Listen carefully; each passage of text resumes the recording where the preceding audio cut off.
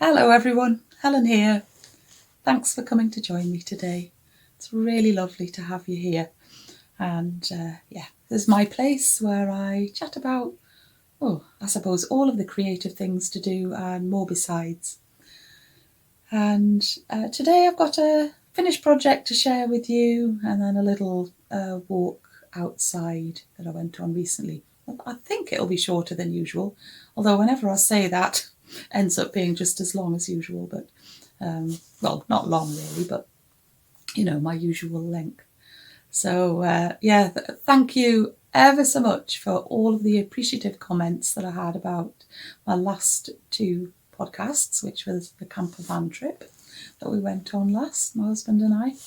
And it's really, really nice. I do love making them. They do take, as I've said many times before, a lot of time and effort, but it's a nice memory for me to have to look back on. But it's so nice that I can share all of these places and all of the interesting history and lovely scenery with you as well, and especially if they're places which you're probably never going to get to, or if you're just not able to get out and about.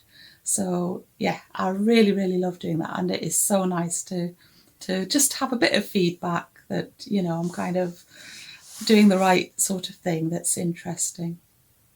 And yes, so, and I mean, just well done to everybody who sits and watches me and makes it right through to the end.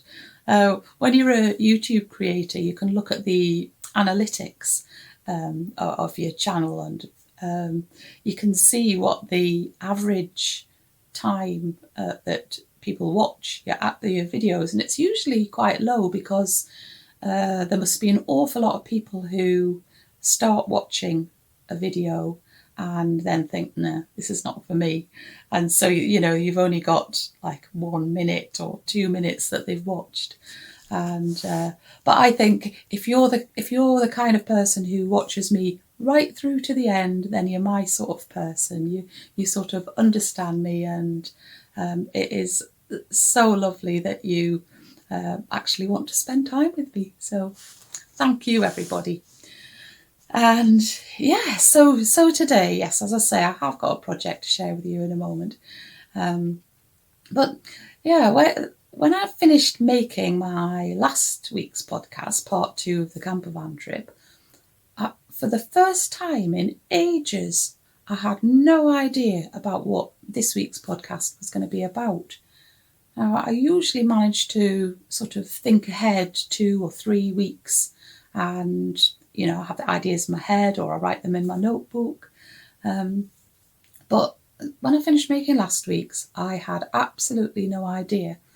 Although I do have some things jotted down, they weren't things that I thought that I could really chat about for this particular podcast. And so I went into a slight bit of a panic, thinking, maybe I've run out of ideas, maybe my creativity has left me. But then what I did, what I always do in that case, is just say, right, no, let's just go outside. That's my first attempt at dealing with feelings like that. So I went for a walk, and I had such a lovely walk. In the first place, it was lovely because it was nice sunny weather, warm and not hot. And I started seeing quite a few butterflies, and and so, of course, when I see butterflies, I want to take photos of them or bits of video. And so I had such a lot of fun trying to capture these different butterflies on video, and all the bees and hoverflies and other creatures that I happened to see while I was out as well. But butterflies are so hard to capture on photos or video. Sometimes they do stop and sun themselves, and they don't seem to be worried about me coming a bit close with my camera. But other times they just, more often than not, they just land somewhere, I come close, and off they go before I've had a chance to have a proper look. And so that's what it was like when I was out on that walk. And after a while, I decided to have a sit down and just calmly think. And the thing that came into my head was that the analogy of chasing butterflies was really, really appropriate for that moment, because I've got all of these little creative ideas going on in my head, or maybe even noted down in a notebook, and I kind of grasping at them but can't quite catch onto them, or I can't quite get myself to start them. And as soon as I thought of it like that, I instantly felt much calmer, more relaxed, and thought, yeah, I think something will come to me, and I'll be able to get on with another podcast. In fact, I thought, oh, well, maybe I could talk about chasing butterflies. And that's why I've called this week's podcast Chasing Butterflies, because not only was I literally chasing butterflies, but, that's what my brain felt like at the time. And of course, I'm being creative all the time. Just the pure fact of putting together podcasts is being creative. And but another thing that has actually taken up a lot of my time recently, apart from making podcasts, especially the campervan ones, is that I have recently bought myself a brand new piano. I am so excited about it. In fact, the only reason I haven't told you about it so far, because I couldn't contain myself really, was that it didn't really come into the campervan trip. So I had to wait until I was actually chatting to you. So I am so excited about my new piano. So it's a digital piano. I've got an acoustic piano, and that's the one I use to teach on. And I have had for lots of years an old Yamaha Clavinova digital piano, because both of my children play the piano. It got to the point where I was doing lots of piano teaching, and they couldn't get to the piano to do their piano practice, so we bought an extra piano. But anyway, I've been wanting to replace that old Clavinova for a while, and one reason, because it's just, it's over 20 years old, and it hasn't got very modern developed features on it that I would really like to have. And one of the things is that it's difficult to record from it. You do have to, attach a cable to it and attach the cable to a laptop, and then it's not straightforward. It's possible for me to do it, but I wanted a much more straightforward way of doing recordings, so that I could use the recordings for my podcasts.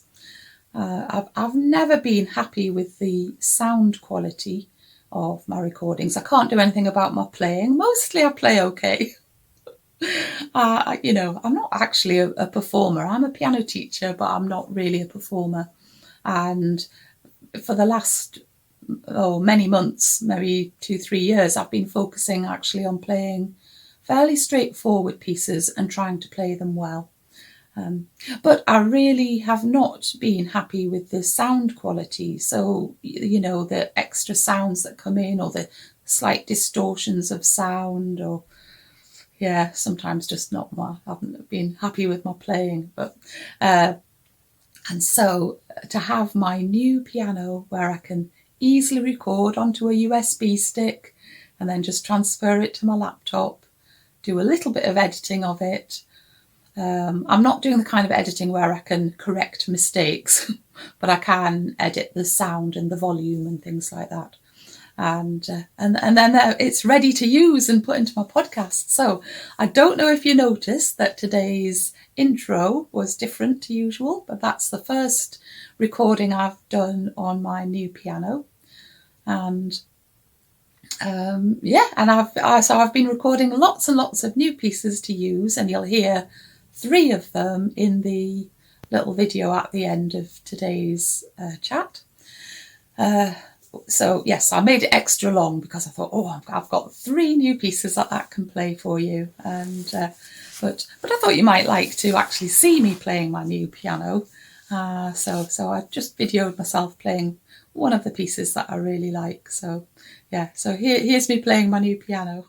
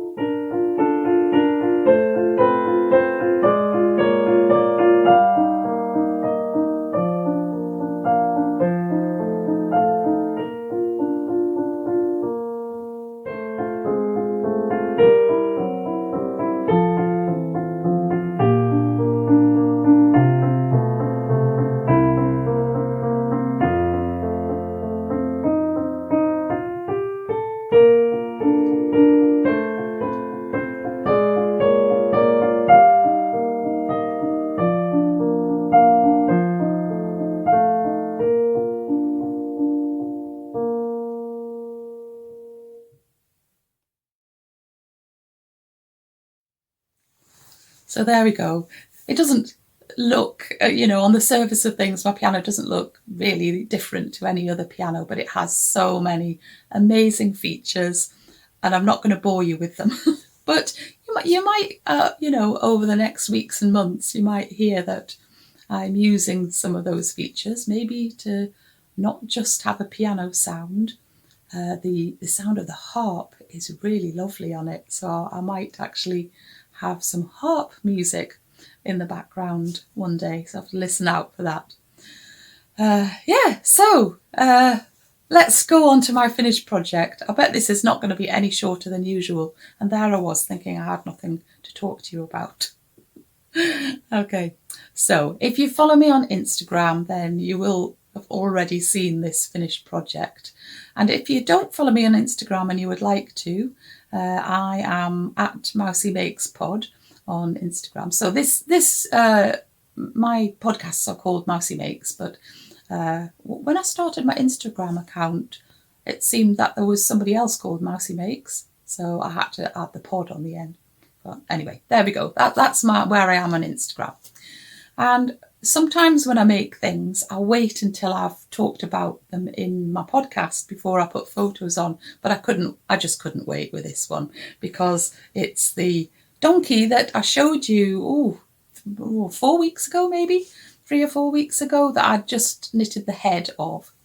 And this is the third animal that I have made from the book by Cynthia Ballet-Mouche and Friends. This donkey here, who is stubbornly remaining as Donkey, I have suggested, and other people on Instagram have suggested names for him, lovely names, but he just wants to be called Donkey. So, although somebody said that he looked dapper, who I can't remember who that was now. I can't remember who said that. Maybe I should call him Dapper Donkey. I think that would be quite good, because he's certainly looking very dapper in his new dungarees.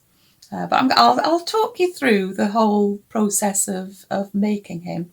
So in the first place, I bought a kit from Daughter of a Shepherd, and she was doing kits for the donkey using her Ram Jam yarn. And it's a very rough textured yarn, and it just seemed absolutely perfect for the donkey. When you see a close-up of the surface of his body, it just looks just right for a donkey. He's kind of hairy and a bit scratchy, and lots of different shades of colours in there, really. Kind of from white to dark brown and everything in between. So it really is quite perfect. So as soon as I'd finished his head, I stuffed it because I just find it's easier to add the features, make sure they're in the right place. And it means you're getting to know your new little friend. So I finished making his body and decided that because the fabric was a bit stiff, then he probably would benefit from being soaked in some warm water. So I gave him a bath. I used an old ice cream tub, and I just used actually a drop of washing up liquid in it, and that did definitely help him to lie flat, and it just felt a bit more pliable as well. So then, as it was lovely weather, I laid him out in the garden on a towel to dry, and he looked like he was really enjoying that out in the garden there, soaking up the sunshine and drying off. He dried out in no time at all. And then it was time to stuff him, and this time I used two kinds of wool stuffing. I'd bought a bag recently from Lucy Locketland, actually, and it's really good for detailed bits of stuffing. So, when you've got fairly thin arms and legs. And then I used a more solid wool stuffing for the body. So, yeah, that process, I don't usually time myself, but I was quite interested this time to see how long it took. And it actually took me, I think, 45 minutes to stuff him. So it's quite a long time. I do it very slowly and carefully.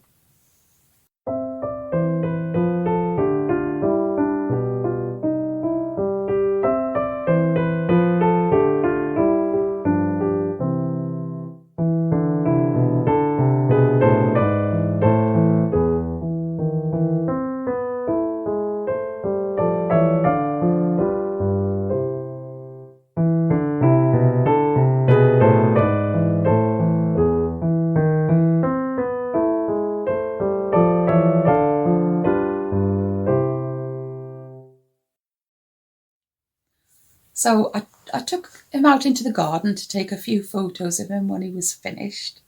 And then I got to work on his dungarees.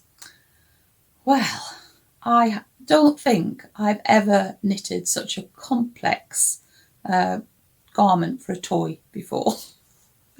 It required lots and lots of patience. And I know people will quite often say, oh gosh, you must be so patient to make this, that, or the next thing. And I don't really consider myself to be a particularly patient person. I think it's, I read Stephanie Pearl McPhee in one of her books about knitting, that it's not necessarily being patient that allows you to do the knitting. It's doing the knitting that helps you to be more patient. And I definitely needed to be very, very patient while I made these dungarees. So there's 5 pockets on the dungarees, and none of them are knitted separately and then sewn on, because all of the patterns in this book that I'm using are seamless, so you don't have to sew anything. Very occasionally, just the hole where you've done the stuffing. But so, oh my goodness, I've never knitted pockets like that. But it's really good, if you're knitting a small thing or you're learning some new techniques. It's quite nice that they're on a smaller scale. And this wasn't too small and fiddly. It just was a new technique that I'd never done. So so I had to start by knitting the trousers. You start from the waist down and you knit the trousers and each leg. And as you go, you have to thread some yarn through at the right point for the bottoms of the back pockets. And then when that part is finished, when you finish the legs, you then have to put your needle through the stitches that you've put onto yarn, and then you have to put yarn up for the sides of the pockets. And then when you knit the pockets, as you go from side to side, you pick up a stitch from one side, then a stitch from the next side. And it wasn't difficult to do. I was slow at doing it, but it wasn't difficult. It did just take me a long time. And then to do the top half of the dungarees, I had front pockets to do as well. So before I started on the front pockets, I realised that I was actually getting rather low on the yarn for the dungarees. And so I went back to the pattern, and it said that for the dungarees you need approximately 24 grams of yarn. And in the kit that I bought, I had been given 30 grams of yarn. So I thought, well, that's a bit strange. That's a bit out. I hadn't tested my tension before, before I started. But anyway, I thought that was a bit odd. And so then I looked and I tried. Oh yeah, I tried the bottom half of the dungarees on Donkey, and they fitted perfectly. So I couldn't really understand this. And then I thought, right, well, I'll measure the height of the donkey to see if I've got that right, and to see whether these dungarees, maybe I've done something. I don't know. I was really mystified. And I measured the donkey, and up to the top of his head, from the bottom of his feet to the top of his head, not including the ears, he measured 36 centimetres. And it said in the book that he should be 31 centimetres, which is it's just over 12 inches if you work in inches. And I thought, oh gosh, 5 centimetres taller, that's a lot. So I checked that I'd used the right size needles, and I had. And so I was totally mystified as to how it could be so much bigger. Don't know how that happened, but the dungarees did seem to be fitting at that point, but I was running out of yarn. So I didn't start on the front pockets for a little while, because I thought, well, I suppose I could just miss off the front pockets and then maybe I'll have enough yarn. But anyway, I got in touch with Daughter of a Shepherd, nice lady called Rachel, and explained my predicament. And she really kindly sent me a couple of small scraps of yarn. I don't know, I think she maybe sent me about 10 grams. I paid her the postage, but she very kindly just popped that in an envelope. So then I was confident that I could do the front pockets and finish the dungarees. And so the front pockets were even more complicated, because they weren't level at the top. They had a slope on them with an I-cord edge, another new thing that I've learned how to do. And then you had to leave the tops of the pockets, the live stitches, you just had to put on holders, so that when you then picked up the stitches for the front of the dungarees, you had to then pick up the live stitches at the same time. I don't know, it was tricky, but because the pattern explains it so well, and I followed the pattern very closely, then it all worked out. So that was really good. And then you pick up stitches again for the back, and then the straps of the dungarees are kind of they are I-cord, but I-cord on each side, so it's like flat. Well, you can see in the photo.